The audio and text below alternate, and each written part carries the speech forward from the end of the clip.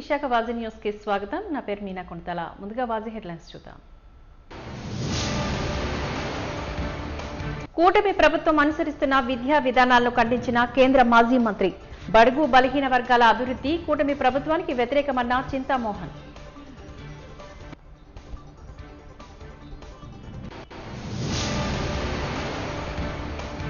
యాభై ఏళ్ల ఎమర్జెన్సీని తలపించే నేటి మోడీ పాలన, సెమినార్లో వక్తల ఉద్ఘాటన.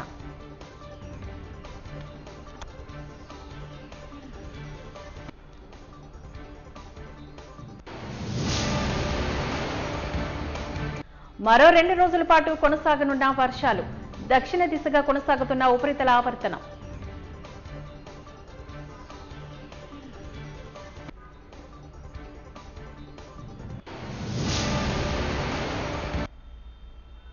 ఇక డీటెయిల్స్ చూద్దాం. ఆంధ్రప్రదేశ్లోనే కాదు భారతదేశమంతా ప్రతి గ్రామంలో ప్రాథమిక విద్యకు పెద్దపీట వేసింది కాంగ్రెసేనంటూ మాజీ మంత్రి చింతామోహన్ తెలియజేశారు. ప్రస్తుత కూటమి ప్రభుత్వం విద్యకు విలువనివ్వడం లేదని, పాఠశాలను తగ్గించుకుంటూ పోతూ ఉంటే విద్య మనుగడ ప్రశ్నార్థకమవుతుందంటూ ఆవేదన వ్యక్తం చేశారు. ఈ మేరకు డాబా గార్డెన్స్ ప్రెస్ క్లబ్ లో ఏర్పాటు చేసిన విలేకరుల సమావేశంలో కేంద్ర మాజీ మంత్రి చింతామోహన్ మాట్లాడారు.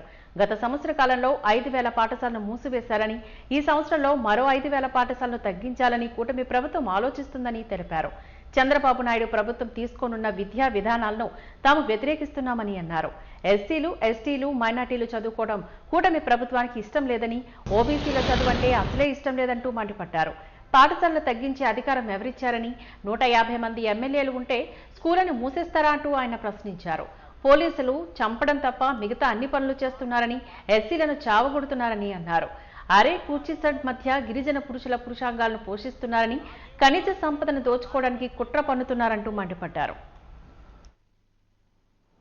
ప్రతి గ్రామంలో, ప్రతి హ్యామ్లెట్లో ప్రాథమిక పాఠశాలలు ప్రారంభించాం కాంగ్రెస్ పార్టీ. ఆంధ్రప్రదేశ్ రాష్ట్రంలోనే కాదు, భారతదేశంలో అన్ని ప్రాంతాల్లో. మరి ఆంధ్రప్రదేశ్ రాష్ట్రానికి వస్తే 35,000 ప్రాథమిక పాఠశాలను రాజీవ్ గాంధీ ప్రధానమంత్రిగా ఉన్నప్పుడు ప్రారంభించడం జరిగింది. విద్యకు చాలా ప్రాధాన్యత ఇచ్చాం కాంగ్రెస్ పార్టీ. ఈరోజు విద్యా విధానాన్ని, ప్రాథమిక పాఠశాలల సంఖ్యను కూటమి ప్రభుత్వం తగ్గిస్తూ పోతా ఉంది.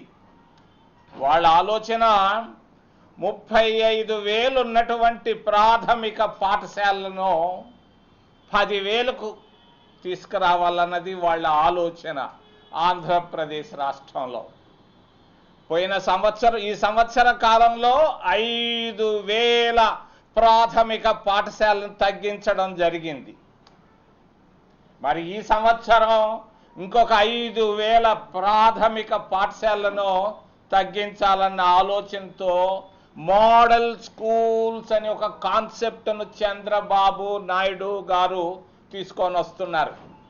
దీన్ని నేను ఖండిస్తున్నాను. చంద్రబాబు నాయుడు గారు తీసుకొస్తున్నటువంటి విద్యా విధానం, ప్రాథమిక పాఠశాలను తగ్గించడం నేను ఖండిస్తున్నాను కాంగ్రెస్ పార్టీ తరఫున. మరి గిరిజనుల పురుషాంగాలు కోస్తున్నారు, పురుషుల పురుషాంగాలు కోస్తున్నారు. అరకు ఛత్తీస్గఢ్ల మధ్య ఎందుకు కోస్తున్నారు పురుషాంగాలు? అక్కడున్నటువంటి ఖనిజ సంపదను కోటీశ్వర్లకు ఇచ్చేదాని కొరగా ఆడవాళ్ల మధ్యే, ఆడవాళ్ల ముందే మరి గిరిజనుల పురుషాంగాలు కోస్తున్నారు. తప్పిది, తప్పు. ఒక ఓబీసీ మహిళ చంద్రబాబు నాయుడు కాన్స్టిట్యున్సీలో కుప్పంలో అప్పు చేసిందని చెట్టుకు కట్టేసి కొట్టారు ఒక మహిళను. మైనారిటీలను చంద్రబాబు నాయుడు కాన్స్టిట్యున్సీలోనే ఒక ముస్లిం మహిళలను పట్టుకొని కొడుతున్నారు. ఒక చదువుకున్న ఒక దళితుడు మరి వాడు వెళితే వెటర్నరీ కాలేజ్ తిరుపతిలో వాడు కుర్చీని కూడా తీసి ఇసిరేసినటువంటి ఘనత తెలుగుదేశం పార్టీకే దక్కింది. నేను దీన్ని ఖండిస్తున్నాను చంద్రబాబు నాయుడు గారి ప్రభుత్వాన్ని. ఒక్క సంవత్సరంలో ఆయన చేసింది 000 గ్రాఫిక్స్ మాటలు తప్పించి ప్రజల్లో వ్యతిరేకత మొదలైంది, అసంతృప్తి బాగా మొదలైంది చంద్రబాబు నాయుడు కూటమి ప్రభుత్వం పైన తెలియజేస్తూ ఉక్కు ఫ్యాక్టరీ కాంగ్రెస్ పార్టీ తీసుకొచ్చినటువంటి ఫ్యాక్టరీ ఏంటి, ఎన్నిసార్లు వచ్చాడు ప్రధానమంత్రి ఈ విశాఖ ఉక్కు ఫ్యాక్టరీ విశాఖపట్నానికి? చంద్రబాబు నాయుడు ప్రభుత్వం సపోర్ట్ చేస్తుంది. మరి ఒక్క మాట చెప్పలేదే ఉక్కు ఫ్యాక్టరీని గురించి. అంత ఉక్కు మనస్తత్వమా కేంద్ర ప్రభుత్వానిది? ఊరికే మాటలు ముచ్చట్లు తప్పించి ఏమి సాధించారు? మొన్న వచ్చిపోయాడు ఆయన, మరి ఏదో చేసిపోయాడు, నేను దాని గురించి మాట్లాడటం లేదు. కానీ ఉక్కు ఫ్యాక్టరీని గురించి మాట్లాడకపోవడం చంద్రబాబు బలహీనతకు ఇది ఉదాహరణ అని తెలియజేస్తున్నా. ఈ చిన్న పని చేయలేవా విశాఖపట్నానికి? ఏమి నువ్వు సపోర్ట్ ఇస్తున్నావు కదా, ఆయన ఒక్క మాట చెప్పొచ్చు కదా, మేము దాంట్లో నుంచి మరి కేంద్ర క్యాబినెట్లో పెట్టి తీసేస్తాం ప్రైవేటీకరణను ఒక్క మాట చెప్పొచ్చు కదా, ఆ మాట కూడా చెప్పించలేవా? ఎందుకయ్యా నీ ప్రభుత్వం, నీ పార్టీ ఉంటే లేకపోతే ఏమయ్యా చంద్రబాబు నాయుడు గారు? మైదాన ప్రాంతంలో ఉన్న ఉపాధ్యాయుల క్లస్టర్ పోస్టులను ఖాళీలను చూపించాలని, వాటిని వెంటనే భర్తీ చేయాలనే డిమాండ్తో ఎంటీఎస్ ఉపాధ్యాయులు చేపట్టిన నిరసన ధర్నా 3వ రోజు జీవీఎంసీ గాంధీ విగ్రహం వద్ద కొనసాగింది. ఈ సందర్భంగా ఖాళీలను వెంటనే భర్తీ చేయాలని వారు డిమాండ్ చేశారు. నియర్ బై రెసిడెన్సీ జీవోను కొనసాగించాలని వారు కోరారు. ప్రభుత్వ నిబంధనలకు విరుద్ధంగా చేపట్టిన బదిలీల ప్రక్రియను వెంటనే నిలిపివేసి నిబంధనలకు లోబడి ప్రక్రియను పూర్తి చేయాలి అంటూ డిమాండ్ చేశారు.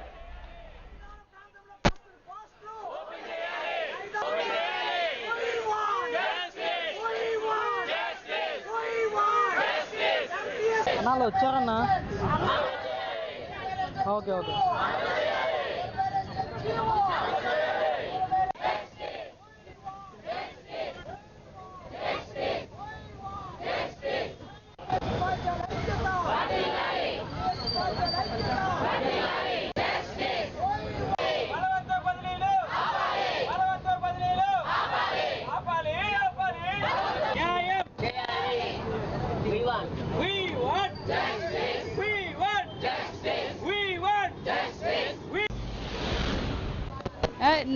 పిఎంపాల ఆర్హెచ్సి చినగదల మండలంలో విశాఖపట్నం జిల్లాలో పనిచేస్తున్నానండి.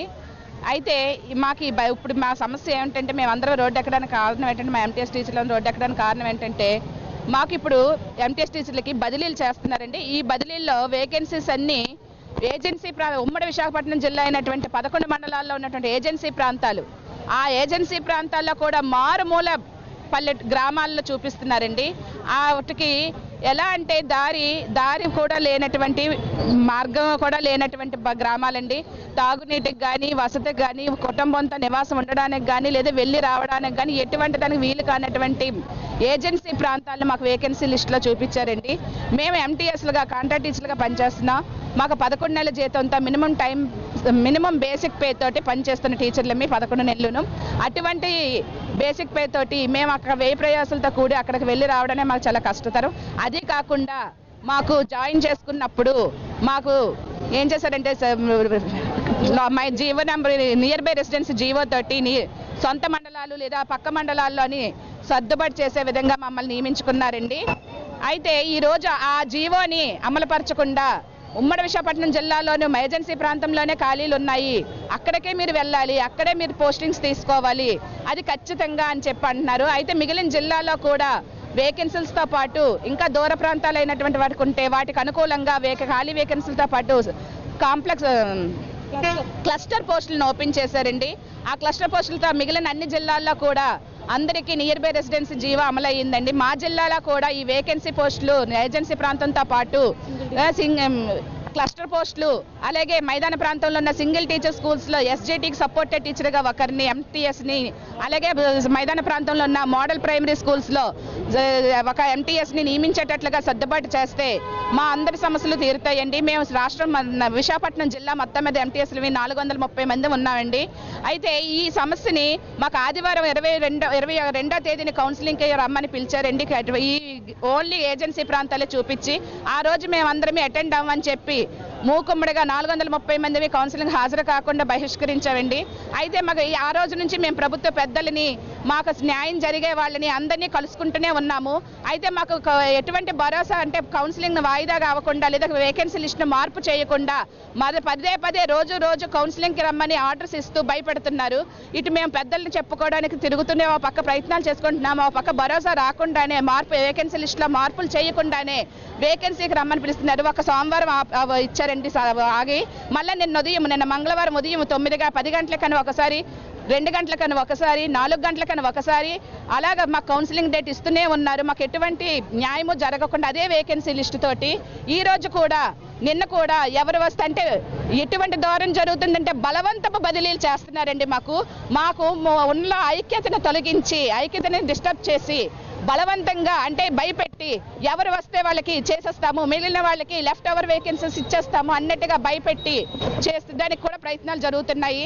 నిన్న కూడా మేము చాలా మంది అటెండ్ అవ్వలేదండి, అసలు సాధ్యమైనంత వరకు అసలు అటెండ్ అవ్వలేదు. దాన్ని కూడా అలా కూడా ప్రజల్లో భయపెట్టడానికి ఇంతమందికి అయిపోయిందని పేపర్ న్యూస్లు అలాగ ఇచ్చి భయపడతాయి. అది కూడా నిన్న అవ్వలేని ఈ రోజు 5 గంటలకు కూడా మళ్ళా కౌన్సిలింగ్ అటెండ్ అవ్వాలి అని చెప్పి మళ్ళీ ఈ రోజు కూడా మమ్మల్ని పిలుస్తున్నారండి. కానీ ఎటువంటి వేకెన్సీ లిస్టులో మాత్రం మార్పులు జరగలేదని మేము కోరుకున్నట్టుగాన అన్ని అదే ఏజెన్సీ ప్రాంతాలు ఇంకా మారుమూలమైన ప్లేసులు చూపిస్తూనే కౌన్సిలింగ్ జరుగుతుంది. అందుకే ఇది 4వ రోజు అండి ధర్నాకి చేస్తున్నాము. Thank you. మా డిమాండ్ ఏంటంటే ఆ ఏజెన్సీ ప్రాంతాలతో పాటు ప్లెయిన్ ఏరియాలో ఉన్నటువంటి సింగిల్ టీచర్ స్కూల్స్ ఒక SGT పనిచేసిన చోట ఒక MTS టీచర్ని సపోర్ట్గా ఇవ్వమని, అలాగే ప్లెయిన్ ఏరియాలో ఉన్నటువంటి మోడల్ ప్రైమరీ స్కూల్స్లో ఒక MTS టీచర్ని సపోర్టింగ్గా ఇవ్వమని, ఆ విధంగా అలాగే జూన్ జూలైలో చాలా మంది రిటైర్మెంట్ అవుతున్నారు. ఆ ప్లేసుల్లో కూడా మమ్మల్ని సర్దుబాటు చేయమని ఆ ప్లేసులు కూడా చూపించి, అలాగే క్లస్టర్ పోస్టులని ఓపెన్ చేస్తే అవి కూడా మాకు అనుకూలంగా ఉంటాయి. కాబట్టి ఇవన్నీ ఈ విధంగా మాకు ఆ వేకెన్సీస్ అన్ని చూపిస్తే మా 430 మందికి మైదాన ప్రాంతంలో దొరుకుతుందండి. ముఠా కార్మికుల సమస్యలను పరిష్కరించుకునేందుకు గాను పోరాట మార్గం సరైనదని కార్మిక నాయకులు సుబ్బారావు అన్నారు. ఈ మేరకు జగదాంబ CITU పార్టీ కార్యాలయంలో ముఠా వర్కర్స్ అసోసియేషన్ ఆధ్వర్యంలోని ముందుగా ఎర్ర జెండాను ఆవిష్కరించి అనంతరం 10వ మహాసభలను నిర్వహించారు. జిల్లా సభల్లో భాగంగా వారు ఈ సందర్భంగా మాట్లాడుతూ ముఠా కార్మికులకు ఫీజు రేట్ను పెంచాలని డిమాండ్ చేశారు. ముఠా కార్మికుల సంక్షేమం కోసం బోర్డును ఏర్పాటు చేయాలని, రక్షణ కోసం సమగ్ర చట్టాలను చేయాలంటూ డిమాండ్ చేశారు.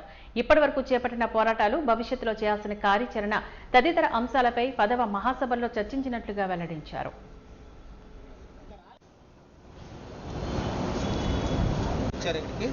మిగతా వాళ్ళు కూడా వస్తారు.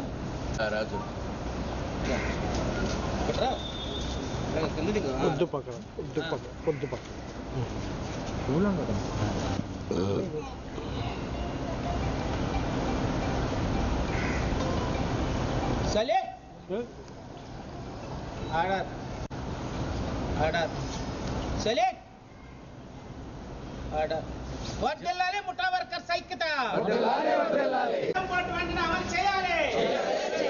వచ్చిన 9వ తారీఖు సమ్మెని జయప్రదం చేయాలి, జయప్రదం చేయాలి. మా సమస్యల వెంటనే ప్రభుత్వం పరిష్కారం చేయాలి. ముఠా కార్మికుల ఐక్యత వర్ధిల్లాలి.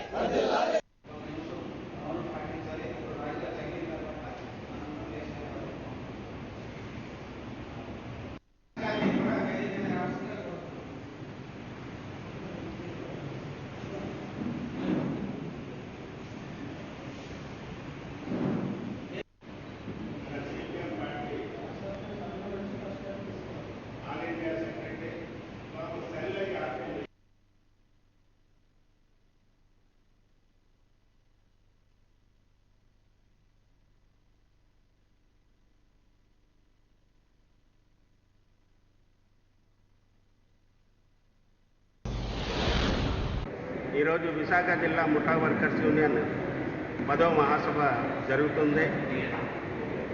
గత 3 సంవత్సరాల కాలంలో ముఠా కార్మికులు నిర్వహించిన ఆందోళనలు, అలాగే ప్రభుత్వ విధానాలకు వ్యతిరేకంగా సాగించిన పోరాటాలు ఇవన్నీ కూడా కూలంకుషంగా చర్చించి రాబోయే కాలంలో ముఠా కార్మికుల యొక్క సమస్యల మీద ఏ రకంగా పనిచేయాలా, సంఘాన్ని ఎలా బలోపేతం చేయాలనే ఉద్దేశంతో ఈరోజు ఇక్కడ మహాసభలో చర్చించడం జరుగుతుంది. గత అనేక సంవత్సరాలుగా ముఠా కార్మికులు పెద్ద ఎత్తున ఆందోళన చేస్తున్నారు. ముఠా కార్మికులకి సమగ్ర చట్టం చేయాలని, సంక్షేమ బోర్డు ఏర్పాటు చేయాలని, ఉచిత బీమా సౌకర్యం కల్పించాలని, అలాగే కేరళ రాష్ట్రంలో ఏదైతే సంక్షేమ పథకాలు అమలు చేస్తున్నారో అవి కూడా ఇక్కడ మన రాష్ట్రంలో చంద్రబాబు నాయుడు ప్రభుత్వం అమలు చేయాలని, కేంద్రంలో మోడీ ప్రభుత్వం అవలంబిస్తున్న విధానాలు, చిల్లర వర్తకంలో మొత్తం విదేశీ కంపెనీల యొక్క పెద్ద పెద్ద జాతీయ అంతర్జాతీయ ఏవైతే కార్పొరేటు బహుళజాతి సంస్థలు ఉన్నాయో అవి మనం దేశంలోకి చొరబడ్డాయి, మన వ్యాపారంలోకి చొరబడ్డాయి. దీనివల్ల ముఠా కార్మికుల యొక్క బ్రతుకులు రోజు రోజుకి భారంగా మారుతున్నాయి. వాళ్ళ యొక్క జీవనయాపన సాగించడానికి ఉదయం 5 గంటల నుంచి రాత్రి 9-10 గంటల వరకు కాయ కష్టం చేస్తా సరే కుటుంబాన్ని పోషించుకునే పరిస్థితి లేదు. ముఠా కార్మికుల మీద ఈరోజు పెద్ద ఎత్తున ఈ ధరల పెరుగుదల భారం కానీ, ప్రభుత్వ విధానాలు, కరెంట్ ఛార్జీలు కానీ, నిత్యావసర వస్తువుల ధరలు కానీ ఈ రకంగా పెరగడం వల్ల వాళ్ళ ఆదాయాలు మాత్రం కూడా సరిపోవట్లేదు. పిల్లల చదువు కానీ, అనారోగ్యం చేస్తే వైద్యం చేయించుకునే పరిస్థితి కూడా లేదు. అటువంటి పరిస్థితి బయటకు పడాలంటే సంఘాన్ని బలోపేతం చేయాలి, ప్రభుత్వ విధానాలకి వ్యతిరేకంగా పోరాడాలనేసి ఈ మహాసభ ఒక డైరెక్షన్లో ముందుకు పోవాలని, అలాగే వచ్చే నెల 9వ తేదీన దేశవ్యాప్తంగా జరుగుతున్న సమ్మె ఏదైతే ఉందో దాన్ని కూడా జయప్రదం చేయడానికి ఈ మహాసభ పిలుపిస్తుంది. ఈ 9వ తేదీ సమ్మెలో ముఠా కార్మికులంతా కూడా 1975 జూన్ 25 నాటికి ఇందిరాగాంధీ విధించిన ఎమర్జెన్సీకి సరిగ్గా 50 ఏళ్లు పూర్తయ్యాయి. నాటి ఎమర్జెన్సీని తలపించే విధంగా నేడు మోడీ నాయకత్వంలో ఉన్న కేంద్ర బీజేపీ ప్రభుత్వ పాలన ఉంది అంటూ సిపిఐ సీనియర్ నాయకులు సిహెచ్ నరసింగరావు, కేంద్ర కమిటీ సభ్యులు కె లోకనాథం ఉద్ఘాటించారు. 50 ఏళ్ల ఎమర్జెన్సీ నేటి నయా ఫాసిస్ట్ ప్రభావం అంశంపైన డాబా గార్డెన్స్ లో ఉన్న అల్లూరి సీతారామరాజు విజ్ఞాన కేంద్రంలో సిపిఎం విశాఖ జిల్లా కమిటీ సెమినార్ నిర్వహించింది. పార్టీ విశాఖ జిల్లా కార్యదర్శి వర్గ సభ్యులు బి గంగారావు అధ్యక్షతన జరిగిన ఈ సెమినార్లో నరసింగరావు, లోకనాథం పాల్గొని మాట్లాడారు. భారత ప్రజాస్వామ్య చరిత్రలోని 1975 జూన్ 25 చీకటి అధ్యాయమని అన్నారు. 1960లో అనేక రాష్ట్రాల్లో ప్రతిపక్షాలు, కూటములు విజయాలు సాధించి కాంగ్రెస్ పార్టీ గుత్తాధిపత్యానికి ఎదురుదెబ్బ తగిలిందని అన్నారు. భారతదేశానికి ఒక లౌకిక రాజ్యం ఉండాలని, రాజ్యాంగంగా పరిపాలన చేయాలని, దానికి భిన్నంగా ఆ రోజున్న ఇందిరాగాంధీ ఎమర్జెన్సీని ప్రకటించి 50 ఏళ్ళు ఈ రోజుకి జరుగుతూ ఉంది. ఆ రోజున్న విద్యార్థులు పోరాటాలు నిర్వహించారు. అలాగే ప్రతిపక్షంగా ఉండే అనేక పార్టీలు పెద్ద ఎత్తున ఉద్యమాలు నిర్వహించారు. భారతదేశంలో ప్రజాస్వామ్యాన్ని పరిరక్షించాలని, దేశ భద్రత ఉండాలని, అట్లాగే ప్రజల హక్కుల్ని కాలరాసే పరిస్థితి తీసుకురావద్దని దాదాపు 18 నెలల పాటు పెద్ద ఎత్తున ఉద్యమాలు నిర్వహించి మళ్ళీ ప్రజాస్వామ్యాన్ని పరిరక్షించే పరిస్థితి తీసుకొచ్చారు. ఈరోజు మనం చూసుకుంటే ఆ రోజు అర్ధ పాజిస్టు బీభత్సానికి భిన్నంగా ఈరోజు ఉన్న బీజేపీ ప్రభుత్వం లేదనేది స్పష్టంగా అర్థమవుతా ఉంది. ప్రజాస్వామ్యం గురించి ఈరోజు బీజేపీ ప్రభుత్వం మాట్లాడుతోంది. మేము ఫాసిజానికి సంబంధించిన దాంట్లో కానీ, లేదనుకుంటే ఎమర్జెన్సీ చీకటి రోజులకు పెద్ద ఎత్తున ఉద్యమాలు నిర్వహించామని వెంకయ్యనాయుడుతో సహా అందరూ మాట్లాడుతున్నారు. ఈరోజు పరిస్థితి ఏంటి? ఎవరైతే జర్నలిస్టులు ఉన్నారో జర్నలిస్టులకు సంబంధించిన వాస్తవాలు రాసే జర్నలిస్టులకి ఈరోజు జైల్లో పెడతా ఉన్నారు. హక్కుల కోసం పోరాటం చేస్తున్న అనేక మంది ట్రేడ్ యూనియనిస్టులు కానీ, మేధావులు కానీ వాళ్ళందరినీ కాల్చుతున్నారు. అట్లాగే జైల్లో పెట్టే పరిస్థితి తీసుకొస్తున్నారు. రాజ్యాంగాన్ని పరిరక్షించండి, రాజ్యాంగం ద్వారాగానే రాష్ట్రాలకు హక్కులు ఇవ్వండి అని చెప్తా ఉంటే రాష్ట్రాలకు సంబంధించిన హక్కులు ఇవ్వకుండా నిర్లక్ష్య ధోరణితో వ్యవహారం చేస్తుంది. చివరికి ప్రజాస్వామ్యానికి సంబంధించి ప్రధానమైన ఏదైతే ఎన్నికల కమిషన్ ఉందో ఎన్నికల కమిషన్ కూడా తన కంట్రోల్ చేసుకునే పరిస్థితి ఉంది. ఇంత పెద్ద పెహల్గామా సంఘటన జరిగితే కనీసం పార్లమెంట్ వేసి చర్చించి ప్రజల అభిప్రాయం కూడా తీసుకున్న సందర్భాలు లేదు. నిరుద్యోగం రోజు రోజుకి పెరుగుతూ ఉంది. నిరుద్యోగ సమస్య పరిష్కారం చేయండి అని నిరుద్యోగులు అడుగుతూ ఉంటే ఎవరైతే ఉన్నారో వాళ్ళ మీద అక్రమ కేసులు బనాయిస్తున్న సందర్భాలు ఉన్నాయి. ఒక్క మాటలో చెప్పాలంటే ఆ రోజు ప్రకటిత ఎమర్జెన్సీ ప్రకటించారు. ఈరోజు అప్రకటిత ఎమర్జెన్సీ అనేది స్పష్టంగా కనిపిస్తూ ఉంది. ఇది సరైనది కాదు. భారతదేశానికి సంబంధించి రాజ్యాంగం ఏదైతే ఉందో ఆ రాజ్యాంగాన్ని ప్రకారంగా ప్రజాస్వామ్యాన్ని కాపాడాలనేది సిపిఎం పార్టీ కోరుతా ఉంది. ఆ సందర్భంగానే ఇక్కడ సదస్సు నిర్వహిస్తున్నాం. నేను ఆనాడు ఆంధ్ర యూనివర్సిటీలో బిఎల్ చదువుతున్నాను. నన్ను అరెస్ట్ చేయడానికి రాత్రిపూట ప్రయత్నం చేస్తే తప్పించుకున్నాను. మా రూమ్మేట్ రమణారెడ్డి అని ఆయన ఇప్పుడు నెల్లూరులో బార్ కౌన్సిల్ అధ్యక్షులుగా కూడా పనిచేశారు. ఆయన అరెస్ట్ అయ్యి 10 నెలలు జైల్లో ఉండడం అనేటువంటి జరిగింది. ఎమర్జెన్సీ అనేటువంటిది ఆర్థిక సంక్షోభాల నుంచి తప్పించుకోవడానికి ప్రజల మీద నిర్బంధాన్ని ప్రయోగించే ప్రయత్నం ఇందిరాగాంధీ చేసింది. నియంతృత్వం ద్వారా దేశాన్ని ఏలొచ్చని అనుకున్నారు, కానీ అది సాధ్యం కాదని రుజువైంది. దాంతో ఎమర్జెన్సీ ఎత్తేయగానే 30 ఏళ్లు పరిపాలించినటువంటి కాంగ్రెస్ ప్రభుత్వం కూలిపోయింది. ప్రజాస్వామ్యాన్ని పూర్తిగా ధ్వంసం చేశారు. సెన్సార్ అనేది విధించి పత్రికల్లో రాయకుండా చేశారు. నోళ్లు నొక్కారు. పత్రికలన్నీ కూడా సంపాదకీయాలతో సహా ఖాళీలు వదిలిపెట్టాల్సి వచ్చి సెన్సార్స్కి గురయ్యాయి. పార్లమెంట్లో ఎమర్జెన్సీ మీద ఏకే గోపాలను మాట్లాడిన ప్రసంగాన్ని కూడా బయట అది పత్రికల్లో రానివ్వలేదు. అటువంటి నిర్బంధాన్ని వేల లక్షల ఇళ్ళు కూల్చేయడం అనేటువంటిది జరిగింది. మురికివాడలన్నీ కూడా ఆ రోజు ధ్వంసం చేశారు. బలవంత కుటుంబ నియంత్రణ ప్రయోగించడం అనేటువంటి జరిగింది. తప్పుడు విధానాల ద్వారా ప్రజలను భ్రమపెట్టాలని ప్రయత్నం చేశారు. ప్రజలు కాంగ్రెస్ను కూల్చేయడం అనేటువంటి జరిగింది. ఈరోజు దాన్ని మించినటువంటి నియంత పాలన గత 11 ఏళ్ల నుంచి కూడా మోడీ పరిపాలన, బీజేపీ పరిపాలన ఎమర్జెన్సీ మించుంది. ఈరోజు పార్లమెంటులో రైతుల యొక్క నల్ల చట్టాలు 3 నల్ల చట్టాలు 3 నిమిషాలు కూడా చర్చ జరగల. ఆంధ్రప్రదేశ్ గ్రామ రెవెన్యూ సహాయకులు సమస్యను పరిష్కరించి వేతనాలు పెంచాలని ఏపీ గ్రామ రెవెన్యూ సహాయకుల సంఘం గౌరవ అధ్యక్షుడు వెంకట్రావు రాష్ట్ర ప్రభుత్వాన్ని విజ్ఞప్తి చేశారు. యూనియన్ రాష్ట్ర కమిటీ పిలుపు మేరకు జీవీఎంసీ గాంధీ విగ్రహం వద్ద నిరసన కార్యక్రమాన్ని చేపట్టారు. ఈ సందర్భంగా వారు మాట్లాడుతూ తెలంగాణ రాష్ట్రంలాగా వీఆర్ఏలకు పే స్కేల్ అమలు చేయాలని కోరారు. వీఆర్ఏలపైన బలవంతంగా విధించిన నైట్ వాచ్మెన్ డ్యూటీ రద్దు చేసి ఖాళీగా ఉన్న అటెండర్లు, రికార్డ్ అసిస్టెంట్లు, డ్రైవర్ పోస్టులను వీఆర్ఏలతో భర్తీ చేయాలని అన్నారు. పోస్టుల భర్తీ ప్రక్రియలను వీఆర్ఏలకు 70% రిజర్వేషన్లు కల్పించాలి అంటూ విజ్ఞప్తి చేశారు.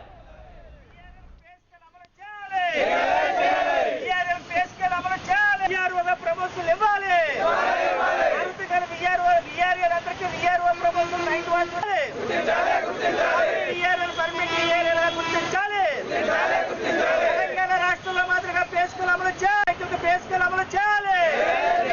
ఆంధ్రప్రదేశ్ గ్రామ రెవెన్యూ సహాయకుల పే స్కేల్ అమలు చేయాలి. అర్హతగల వీఆర్ఏలకు ప్రమోషన్లు ఇవ్వాలి. అర్హతగల వీఆర్ఏలకు ప్రమోషన్లు. వీఆర్ఏల సంఘం జిల్లా గౌరవాధ్యక్షుడిని ఈరోజు రాష్ట్ర వ్యాప్తంగా ఆంధ్రప్రదేశ్ గ్రామ రెవెన్యూ సహాయకుల సంఘం అన్ని కలెక్టర్ ఆఫీసుల దగ్గర ధర్నాలు చేస్తుంది. అనేక సమస్యలు వీళ్ళకి ఉన్నాయి. ఆ సమస్యలు పరిష్కారం చేయమని ఈవేళ ధర్నా చేస్తున్నారు. ప్రధానంగా 8 సంవత్సరాల క్రితం 10,500 జీతం పెంచారు. అప్పటి నుంచి ఇప్పటివరకు ₹1 కూడా జీతం పెరగలేదు. ధరలు అయితే పెరుగుతున్నాయి. కాబట్టి ధరలకు అనుగుణంగా జీతం పెంచాలన్నది ప్రధాన డిమాండ్. అలాగే 3 సంవత్సరాల క్రితం తెలంగాణలో వీఆర్ఏలందరికీ కూడా ఆ పే స్కేల్ అమలు చేశారు. మరి అదే రాష్ట్రంలో ఉమ్మడి రాష్ట్రంగా ఉన్నప్పుడు పోరాడిన సంఘం ఉమ్మడి రాష్ట్రం విడిపోయి ఆ రాష్ట్రంలో పే స్కేల్ అమలు చేసినప్పుడు ఏపీలో మాత్రం పే స్కేల్ అమలు చేయలేదు. తక్షణం ఏపీలో ఉన్న 19,300 చిల్లరే వీఆర్ఏలందరికీ కూడా పే స్కేల్ అమలు చేయాలన్నది మా రెండో డిమాండ్. అలాగే ఇందులో 10th క్లాసు, ఇంటర్, డిగ్రీ చదువుకున్న వాళ్ళు ఉన్నారు, 7th చదివిన వాళ్ళు ఉన్నారు. వీళ్ళందరికీ ఆయా అర్హతలు పెట్టి గ్రామ రెవెన్యూ ఆఫీసర్లుగా కానీ, వీఆర్ఓలుగా కానీ, అలాగే అటెండరు, నైట్ వాచ్మెన్, చైర్మన్గా కానీ ప్రమోషన్లు ఇవ్వాలి. జీవోలు ఉన్నాయి. అది కూడా ఈ జిల్లాలో అమలు చేయలేదు. తక్షణం ఈ జిల్లాలో ఆ ప్రమోషన్లన్నీ అమలు చేయాలని, వీళ్ళ సీనియారిటీ లిస్టు పెట్టాలన్నది మా డిమాండ్. అలాగే తండ్రులు ఏజ్ అయిపోయిన స్థానంలో నామినీలుగా చాలామంది వీఆర్ఏలుగా పనిచేస్తున్నారు. వాళ్ళు ఇప్పటికీ కూడా పర్మనెంట్ చేయలేదు. నామినీ వీఆర్ఏలుగా ఉన్న వాళ్ళందరినీ కూడా పర్మనెంట్ వీఆర్ఏలుగా తీసుకోవాలన్నది ఇంకో డిమాండ్. ఈ డిమాండ్లు అన్నింటి మీద రాష్ట్ర వ్యాప్తంగా ఈవేళ ఆందోళన కార్యక్రమం జరుగుతుంది. ఇక్కడ కూడా ఈ కార్యక్రమం మేము నిర్వహిస్తున్నాం. తక్షణం వీఆర్ఏల సమస్యలు పరిష్కరించాలని, లేని ఎడల మళ్ళా రాష్ట్ర వ్యాప్తంగా పిలుపులో భాగంగా మొత్తం ఆందోళనలో పాల్గొంటామని చెప్తున్నాం. ఇప్పటికీ 1 సంవత్సరం అయింది కూటమి ప్రభుత్వం వచ్చి. గతంలో చంద్రబాబు నాయుడు గారే 6,500 నుంచి 10,500 జీతం పెంచారు. కాబట్టి వీఆర్ఎల్ కోసం తెలిసిన చంద్రబాబు నాయుడు గారు ఇప్పుడు ముఖ్యమంత్రిగా ఉన్నందున తక్షణం వీళ్ళ జీతాలు పెంచాలని, పే స్కేల్ అమలు చేయాలన్నది మా డిమాండ్గా ఉంది. ఇది అయిన వెంటనే మేము కలెక్టర్ గారికి కూడా వినతిపత్రం ఇవ్వడం అనేది జరుగుతుంది. కాబట్టి ప్రభుత్వం వెంటనే వీళ్ళ సమస్యలు. ఎంపీపీ పోలీస్ స్టేషన్ పరిధిలో నమోదైన చోరీ కేసును క్రైమ్ పోలీసులు ఛేదించారని ఎస్ఐ అప్పలరాజు తెలియజేశారు. ఈ మేరకు ఎంపీపీ పోలీస్ స్టేషన్ ప్రాంగణంలో ఏర్పాటు చేసిన విలేకరుల సమావేశంలో చోరీ సొత్తును ప్రదర్శించి బాధితులకు అందజేసినట్లుగా తెలిపారు. ఈ సందర్భంగా వారు మాట్లాడుతూ నిందితులను అదుపులోకి తీసుకుని రిమాండ్కు తరలించామని అన్నారు. నిందితుల వద్ద నుంచి బంగారు నగలను, కొంత నగదును సాధించడం తప్ప చేసుకున్నట్లుగా వెల్లడించారు.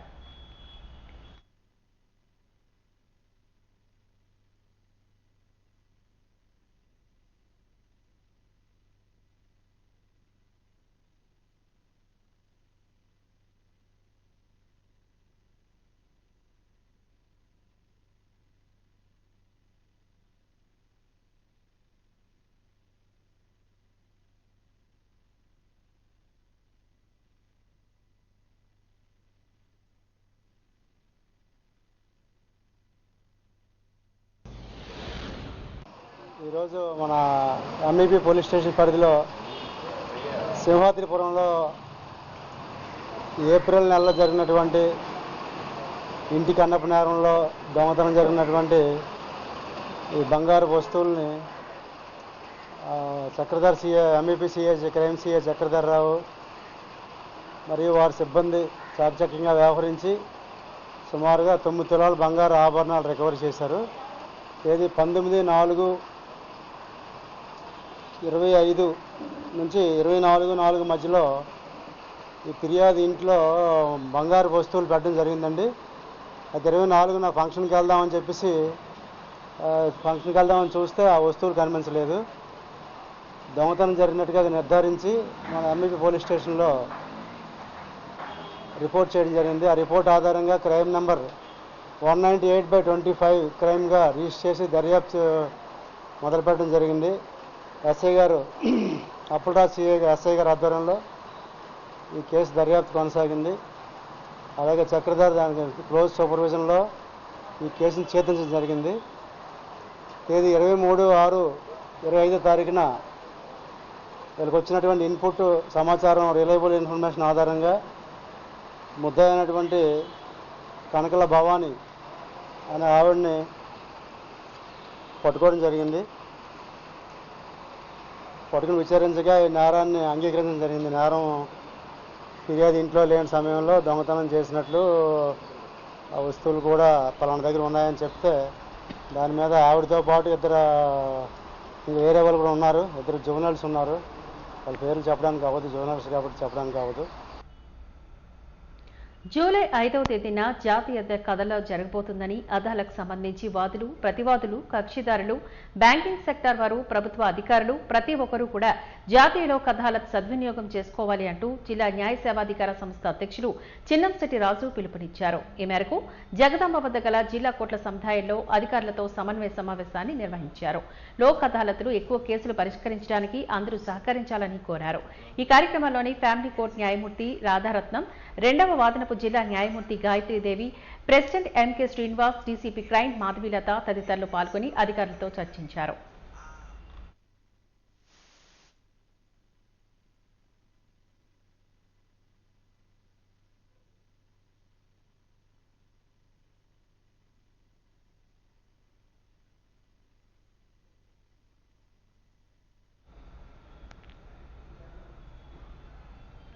బంగాళాఖాతంలో ఏర్పడిన ఉపరితల ఆవర్తన ప్రభావంతో విశాఖ నగరంలో అత్యధిక స్థాయిలో వర్షపాతం నమోదైంది.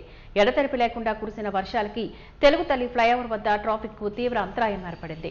వర్ష ప్రభావంతో కార్లు ఎక్కువగా రోడ్లపైకి రావడంతో దాదాపు 40 నిమిషాల పాటు ట్రాఫిక్ జామ్ అయింది. సిరిపురం సంపత్ వినాయకుని ఆలయం, తెలుగు తల్లి ఫ్లైఓవర్ నుంచి రైల్వే స్టేషన్ వరకు ఈ ట్రాఫిక్ రద్దీ కొనసాగింది.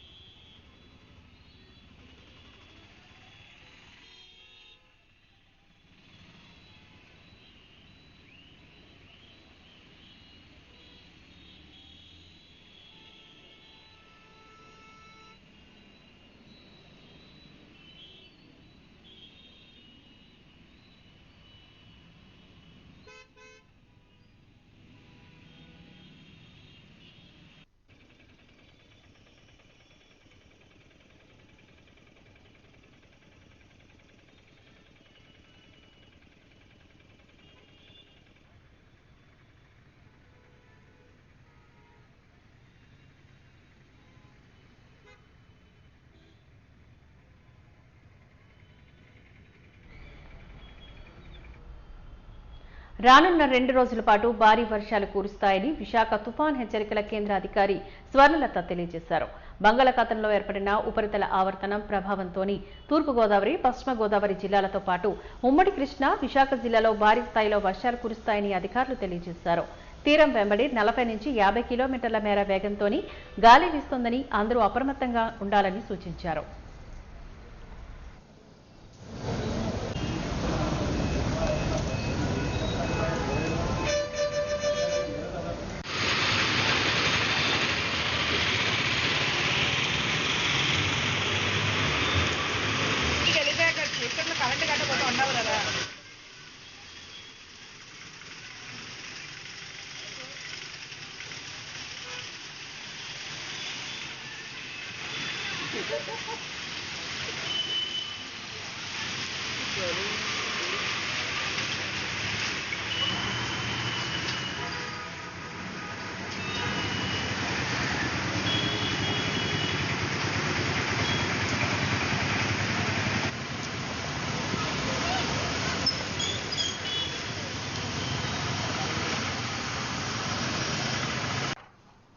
నిన్నటి ఉపరితల ఆవర్తనం ఈరోజు కొంచెం మీదకెళ్ళి ప్రస్తుతానికి అయితే వాయువ్య బంగాళాఖాతంలో ఉత్తర ఒరిస్సా పశ్చిమ బెంగాల్ తీర ప్రాంతానికి ఆనుకొని ఏర్పడింది.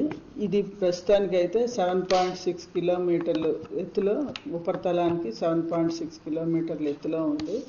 ఇది ఇంకొంచెం బలపడి అల్పపీడనంగా ఏర్పడే అవకాశం ఉంది. ఈ అల్పపీడనం కూడా ఈ వాయువ్య బంగాళాఖాతం ఆనుకొని ఉన్న ఒరిస్సా, దక్షిణ పశ్చిమ బెంగాల్ ప్రాంతంలోనే ఏర్పడే అవకాశం ఉంది. దీని ప్రభావం వల్ల మనకి మన రాష్ట్రంలో వర్షాలు పడే అవకాశం ఉంది. నార్త్ కోస్టల్ ఆంధ్రప్రదేశ్ అంటే ఉత్తర కోస్తా ఆంధ్రాలోని ఎక్కువ ఒక మోస్తరు నుంచి తేలికపాటి నుండి మోస్తరు వర్షాలు లేదా ఉరుములతో కూడిన జల్లులు విస్తారంగా పడే అవకాశం ఉంది. అంటే చాలా మోస్ట్ ప్లేసెస్లో పడే అవకాశం ఉంది. ఈ థండర్స్టార్మ్స్ కూడా పడే అవకాశం ఉంది. దీంట్లోని గాలులు 50 నుంచి 60 కిలోమీటర్ల వేగంతో వీచే అవకాశం ఉంది. అదే దక్షిణ కోస్తాలో అయితే పలు చోట్ల అంటే అనేక చోట్ల పడే అవకాశం ఉంది. ఇక్కడ కూడా ఉత్తర కోస్తాలో అయితే కొన్ని చోట్ల భారీ వర్షాలు కూడా పడే అవకాశం ఉంది. 1-2 దగ్గరలో భారీ వర్షాలు కూడా పడే అవకాశం ఉంది. మనకి శ్రీకాకుళం, విజయనగరం, విశాఖపట్నం, అనకాపల్లి, పార్వతీపురం, మన్యం, ఏఎస్ఆర్ ఈ జిల్లాల్లో 1-2 చోట్ల భారీ వర్షం లేదా ఉరుములతో కూడిన జల్లు పడే అవకాశం ఉంది. వాది న్యూస్ ముగించే ముందు ముఖ్యాంశాలు మరొకసారి చూద్దాం. కూటమి ప్రభుత్వం అనుసరిస్తున్న విద్యా విధానాలను ఖండించిన కేంద్ర మాజీ మంత్రి, బడుగు బలహీన వర్గాల అభివృద్ధి కూటమి ప్రభుత్వానికి వ్యతిరేకమన్న చింతామోహన్.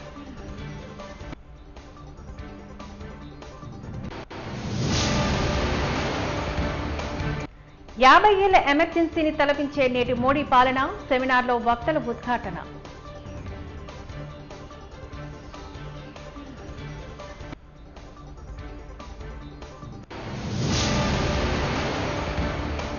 మరో 2 రోజుల పాటు కొనసాగనున్న వర్షాలు, దక్షిణ దిశగా కొనసాగుతున్న ఉపరితల ఆవర్తనం.